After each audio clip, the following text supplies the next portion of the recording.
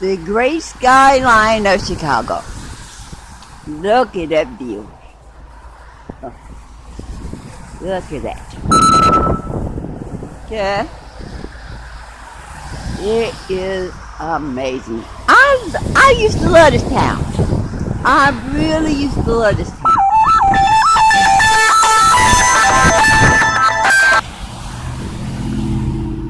Let me zoom in a little bit.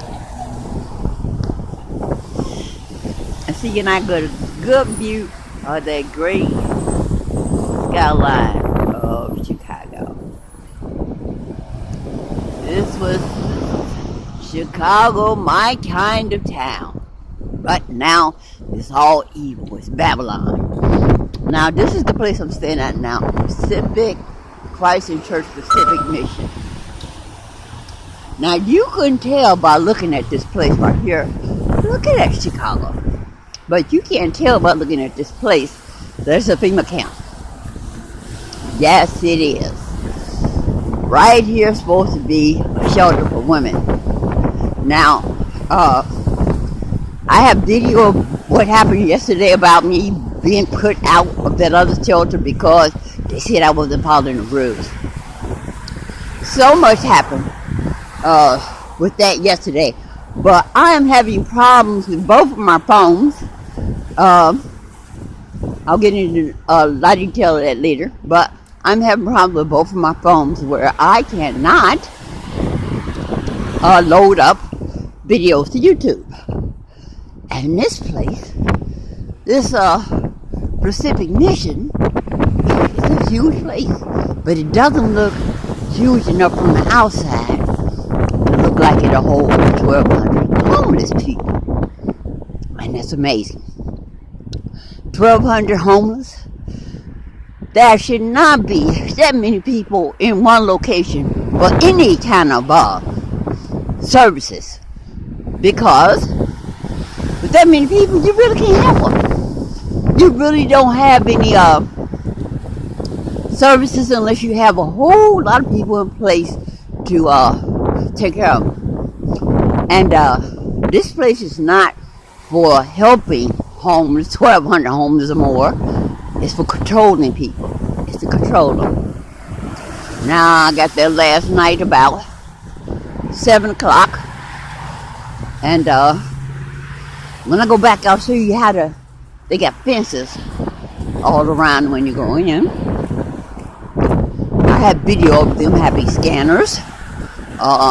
You have to scan, they scan, you gotta go through a scanner like you in prison. And it's made just like a prison. It really is made just like a prison. Concrete floors, metal stairs, cell blocks, like that. But they look a little better than cell blocks because they didn't got the bars, but they got the doors. Leading from one section to the other. That's all locked. You can't take anything in. You have to go up each night, and you got to take off all your street clothes. Yeah, your clothes are locked up in your coats and the things are locked up in a room. Your things are locked up in a room, and you have to wait till the next day or during some specific time to get your coat or to get something else. But as I say, scanners, all the security, it's a lot of security, even the ones that's supposed to be helping you, the few, and I mean, like 4 people that they got helping you with the programs and services. You have, all of them are carrying walkie-talkies. They're all security, acting like they're counselors. But all of them, everybody is security. You're locked in, the doors don't open, you got their information, and like today, I've been trying to get out all day. As I said, they have my phone shut down. You can't charge your phones there unless you have a specific time to charge your phones. And they only have one place to charge them. Now, it's not 1,200 people there. It's about 350 at the most, I think. It's about 350 men and women there. Now, so, hold on, I gotta put on my other glove. My hand's getting cold. But, as I was saying, it's a prison. It's a FEMA camp. You can't take any food in, not even canned goods like the other place. Now, they told me when I came here I can bring all my belongings, but when I got here, you know how they'll have it. They said, no, I can't keep anything, so half my things I throw away again. And the other ones are in a room, well, as I said, they're locked up.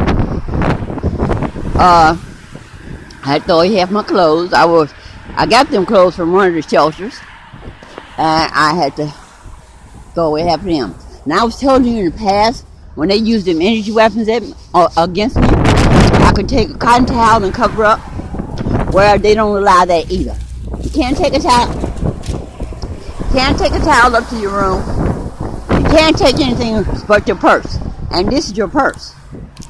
Oh, hold on, let me zoom out.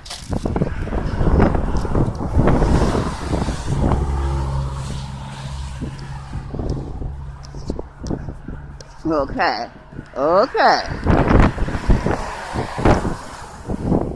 This is what you're allowed to have. A plastic bag where you can put some toiletries in. I just got this today where I can put my a receipt from where I can take this phone back tomorrow. And I just found out today that I can have these little tea bags. They told me no food, but I just happened to see some people making coffee this morning, and I asked where the coffee was, and they say, well, these people can bring coffee in, but they told me none. But if I hadn't spotted it, I wouldn't be able to drink my tea. But this is a bag. You have to have this is your purse. It's the only thing you can carry around all day. You got to keep this with you at all times, all day and night. So I didn't have a brush to brush my hair today. Like I said, I don't have a towel to cover myself to stop the energy weapon. I don't have access to my creams that I use to rub on my body because all of that has been confiscated. And but it's not so bad. They losing their power. It's not so bad because I have my punch on, which blocks a lot of their energy too. But there's just so much information. Even if you go out to the smoking area, I loaded some videos of how the eating area is, the dining room, all them tables. You see hundreds, thousands, more over thousands of people. The way the fences are around when you go out to smoke, you can't get out. There's no way you get out of this place unless they let you out. I've been trying to get out all day, but they have been giving me all the runaround of why I can't go. Saying this and that. Then I tell you my coat locked up, and this is locked up for a certain amount of time. 5 o'clock was the only time I was able to get my coat out, so I really couldn't get out to take care of my business this morning. Charge my phone took all day because they only have one charger, one place to charge your phones. As I tell you, everybody else go, they designate where you can charge your phones. Well, there's only one place I can go to charge my phones, and that's at a specific time. They charge them from 8 to 11, from 8 to 11, then from 11:30 to 1:30, and from 2 to 3. If you run your batteries run down at 3 o'clock, you're out of luck. So, it's like a prison. As I said, I can keep this bag. That's all I can carry around. I can't have anything else. They even give you robes that you have to wear. You have to wear their robes. And the floor, all women, and the floor has all kind of debris on it. And you know I don't have any slippers or house shoes to put on. They don't supply none. So my feet were burning when I woke up today, because you know they got the full lace. And I didn't have access to my cream, but a little bit that I had in my bag. And they don't have. This is tripping me out about how these shelters. And I on the video I made yesterday leaving that other shelter, I made a video showing what it's supposed to be air raid shelter. So it's a FEMA camp too. And the main thing about all these shelters is none of them have washing dryers for their clients. None of them. How is that possible? That you have all these shelters that's supposed to be taking care of the homeless, but they can't go look for a job or go look for a permit because they have no clean clothes. Where are they going to get clean clothes from? They give them no transportation tickets. These houses. But you should see no washers and dryers in none of the shelters that I have seen so far, and I think I know 3 of them so far. None of them supply washing and dryers for the homeless. So how are they going to get clean clothes? None of them give them transportation vouchers. So how are they going to look for work or look for a permit? This is crazy. Some of the things that are necessary in order to help a client to get on his feet, they don't have. And that's amazing to me. That both of them fund a program and give them money for programs that they're not using on the homeless. So only thing they do, and note, I just went through the executive office, the people who has that shelter. You have to look at some of them videos that if they'll ever allow me to look them up. I'm going to try to load this one. So I'm going to try to make this as long and short at the same time as I can. So I can try to load this one. At least get one video of what's happening. But the executive offices in that building are lavish. They're lavishly furnished. And I mean no harm when I say white people. But all these executive white men sit behind them on fabulous desks with good leather, big. All their offices are, the head of these places are lavishly furnished. But you can't buy washers and dryers so the homeless can have clean clothes or give them transportation vouchers so they can go take things. Hold on. I'm going to pause this.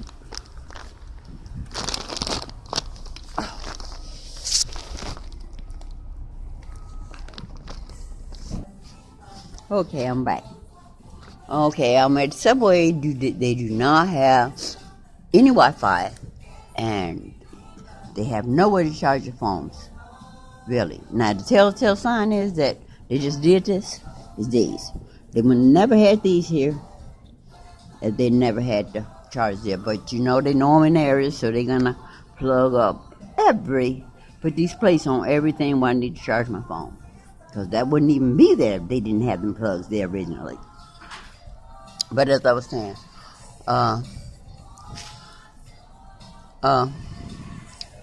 for those executive offices to be so lavish, something is really going on behind the scene, because the money is being made somewhere, not only from the government, but somewhere else, for them offices in that place to be so brand new and so big. And since they're not doing anything for the homeless, as I said, they're not supplying them with any housing assistance. There's no program to sit in the day room all day long. There's no classes. There's no special service to teach them interview or employment skills. There's nothing going on there like that.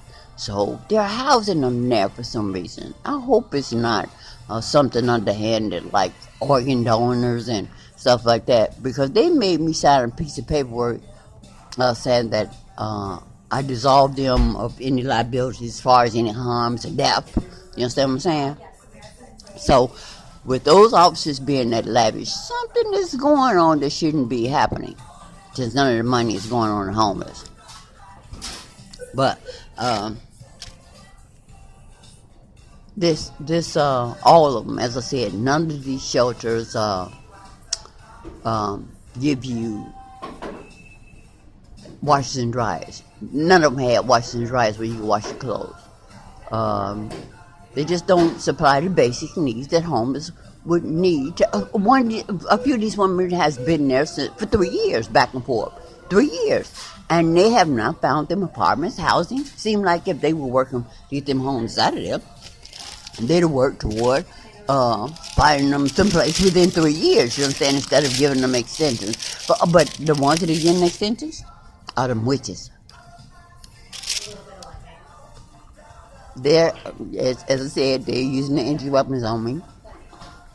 They're draining, no, well, not draining me, but I can feel them using it. Like here.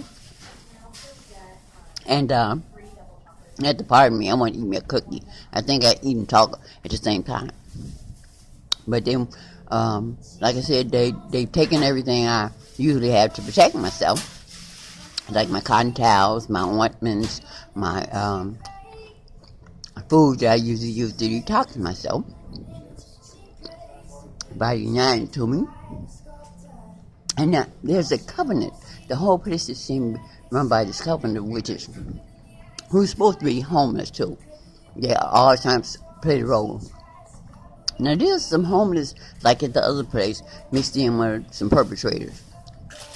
Because you're not homeless walking around with high heels. I mean, never high heels. You can't be. And like I said, as with the other place, manicured nails, fancy jewelry, and not homeless.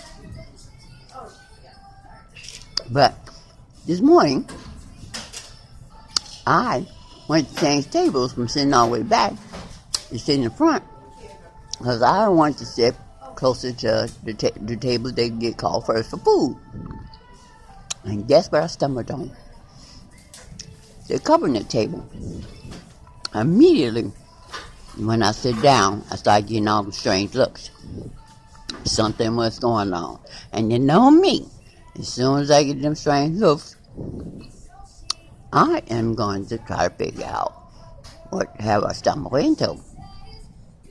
I told you once before, they try to read them books about that covenant that was standing in my house, in front of my house. I remember they were reading a book, and the time I went to Markham Courthouse, and there was a guy standing right as I went in the door reading one of them books, they try to catch the spells. Well, today at the table, it was a woman, had her book open, supposed to be a Bible, but it had something else written on it. And I noticed she had a hood on while she was reading it. Now, we're inside. It's not cold, so there's no reason for her to be hooded. So I looked around the table to pay attention, and just about every woman at the table had an item, either a sweater or a coat with a hood on it. Now we know what they say about them people wearing them hoods. Our them witches like to wear them hoods. Well, every one of them just about had a hood on. So I knew I was sitting at the table of covenant witches. So, they've been trying to pick. One of them told me I was sitting in her seat, and then a guy offered her a seat in front of me, so she would have been first, and she said she didn't want the seat. She wanted the seat I was sitting there. So he told me to take his seat so I could be first. And then as soon as he gave me his seat, she got up and walked away. So she really didn't want to sit down. Like I said, she was picking. And the first thing you do when I told her you picking, I'm a child of Christ. You're a child. That's the first thing you do. They try to act like they're Christians. They have no Christian good in their hearts. Now, dinner was at 4:30. So I'm going to go back and sit at the covenant table. As soon as I got ready to sit down, the one that was reading the book took a cup off the table and slammed it on the seat to make sure I didn't sit there. I just sit in the next seat. And I told her, my seat's just as good as another. And I call them witches. I'm not scared of them. But I'm going to try to blow this one. I just want you to know where I was at, that I'm in the lion's den, because inside this FEMA camp, and it definitely is a FEMA camp, but I'm not worried. Things are moving pretty fast, but God will take care of me. Everybody in that place might be dead. I'll be the only one walking out of there. God will make sure He's going to destroy this whole world and not destroy a hair on your head. So I'm quite sure I'm safe no matter what. Even though I know I'm in this lion's den. And like I said, when you're locked in, they're locked in. They lock your coats up, you can't leave unless they want you to. And like I said, they held me there all day today. But I'm still not worried. But I want you to look at a picture if I get a chance to post it. It's about a ceiling in the chapel, not in the chapel where they have Bible stuff at. If you guys can check out that picture, I don't know what piques my curiosity about looking at it, but it looks like something is wrong when I look up at the ceiling. It reminds me of when they said the Hitler death camps, where they put them people in that place and they gassed them. Well, the pictures up in the ceiling don't look quite right. I don't want my imagination to run away with me, but something does not set right, especially with that wide tubing. How the tubing goes all the way up the wall, thick tubing, and goes up to them pipes in the ceiling. It doesn't look like a heating duct. So, if you guys get a chance, if I get a chance to load it, give me some just. Oh, you know what? I want to say thank you guys. I have gotten over 800 views in the last 2 days. So thank you for coming and watching my videos, watching more. And God bless you new subscribers. I really appreciate it. And like I said, I'm having a hard time loading these videos now, but the ones that need to get out will get out. I think that's all I want to talk about right now. I have so much information and so many videos. I'm telling you, this is so good. God always directs me to something. Like He directed me to the other 3 FEMA camps. Now that other shelter, that's 4. This one is 5. But this one, I get a chance to get inside and look and see what's going on and see that security. But God always direct me, and this is the thing. This is why I think things are coming to a close. I think I have a few more steps to make, but for me to be getting things as fast as I'm getting it, I think something is going to happen pretty soon. So you guys keep your heads up, stay prayerful, and be prepared, be informed, and keep looking up at the sky. Look to God. Bye-bye.